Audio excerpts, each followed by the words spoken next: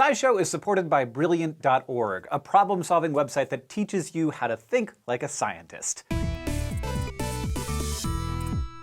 Another week, another news story about a massive data breach. But this time, the company involved is one of the ones in charge of monitoring your credit, and the hack appears to have involved some serious negligence on their part. Equifax is one of 3 big American credit agencies which calculate the credit scores that determine how hard it is for you to do things like get a loan. You probably know by now that they were hacked, and criminals managed to access private data like social security numbers and birth dates for 143 million consumers, including 209,000 people's credit card information. Credit agencies collect financial data on pretty much everyone in the US with a credit history. Even if you've never paid for any of Equifax's services directly, if you are an adult in the United States, you're probably affected. And it turns out that the hackers got in by taking advantage of a vulnerability that Equifax had plenty of time to fix. So, oops, I guess. The Equifax website is built on software called Apache Struts, a widely used framework for creating programs that help companies manage large amounts of data online. In March, the Apache Foundation, which oversees Struts, announced the existence of a vulnerability in the software code they dubbed CVE 2017-5638. And it was a bad one. We've all filled out web forms a zillion times to order products, register for accounts,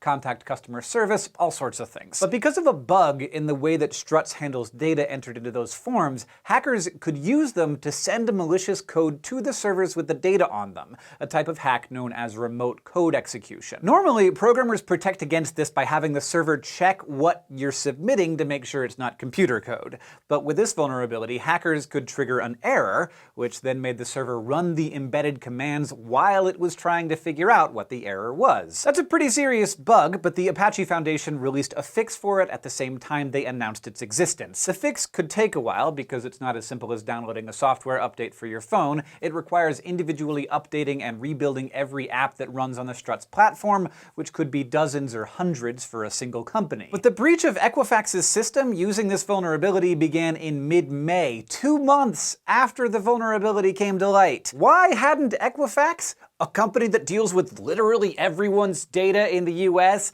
updated their system by then?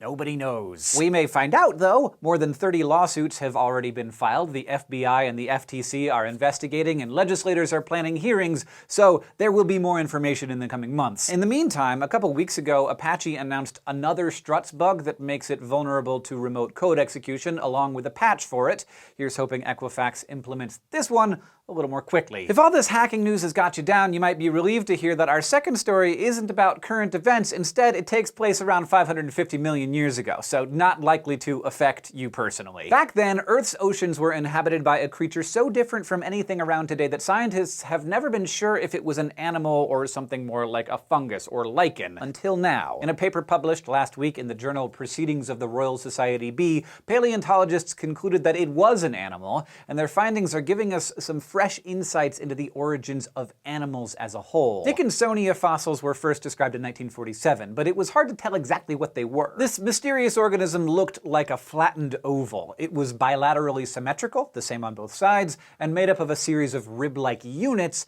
arranged along a central axis. Most Dickinsonia had a triangular shape at one end, which some think was the head. The scientists who found it originally thought it was a jellyfish-like animal, but it's also been compared to worms and other simple animals, and things that aren't animals at all. It was one of the first fossils described from the Ediacaran period, 635 to 541 million years ago. It was a time when the world's oceans held soft-bodied organisms so different from anything known today that how to classify them has been a major paleontological mystery. To figure out where this thing actually fits in the tree of life, the authors of the new study compared juvenile and adult Dickinsonia fossils from South Australia. They counted the specimen's body units, measured their lengths, and plotted these numbers against the age of each unit to see how they grew. They found that Dickinsonia grew in 2 different ways, by adding new units and by increasing the size of existing ones. Late in their life cycle, they switched mostly to the second inflation-based way of growing. The team also found that Dickinsonia grew from the head end instead of from the other end where the body units were smallest, which is what everyone had assumed. Comparing all of this to what we know about how other organisms grow and develop tells us that Dickinsonia was definitely an animal and probably part of a group called the Placozoa. And based on the animals it was most similar to, it probably lived on the ocean bottom and could move around rather than being fixed in place like a sponge or coral. For a long time, paleontologists interested in the origins of more complex and diverse animals focused on the Cambrian explosion,